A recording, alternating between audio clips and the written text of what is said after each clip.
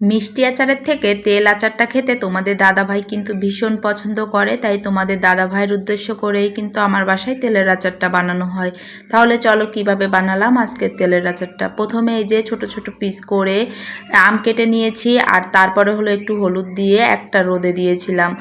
সারাদিন রোদ খাওয়ার পর সন্ধ্যাবেলায় আচারের ঘরে চলে আসলাম আচার বানাতে। প্রথমে এই বোতল থেকে সরিষার তেল কড়াইতে দিয়ে তেলটা যখন অনেকটাই গরম হয়ে যাবে তখন কিছুটা পাঁচফোড়ন আর শুকনো মরিচ দিয়ে দিয়েছি, আর সাথে দিয়েছি অনেকটা পরিমাণ লবণ আর সামান্য একটু চিনি। এটা দিয়ে একটুক্ষণ নাড়াচাড়া করার পর আমি কিছুটা তেল হলো উঠিয়ে রেখেছিলাম আর জালটা কম দিয়ে দিয়েছিলাম, আর তারপর আমগুলো ছেড়ে দিয়েছি। এই পর্যায়ে অল্প তেলে আম দিলে বেশি ভালো হয়, না হলে অতিরিক্ত ফেনা উঠে হলো তেলটা উতলে পড়তে পারে। তা তোমরা সবসময় তেলটা কমিয়ে রেখে তারপর হলো আমগুলো দেওয়ার চেষ্টা করবে, তাহলে বেশি ভালো হবে।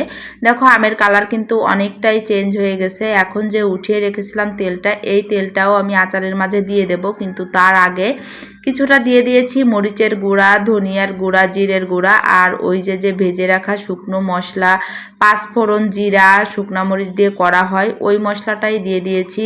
সাথে বেশ কিছুটা পরিমাণ দিয়েছি সরিষা গুঁড়া করে, কাঁচা সরিষাই গুঁড়ো করে দিতে হবে। আর অবশেষে তেলটা দিয়ে মিক্সড করে নিলেই কিন্তু আচারটা পুরোপুরি রেডি।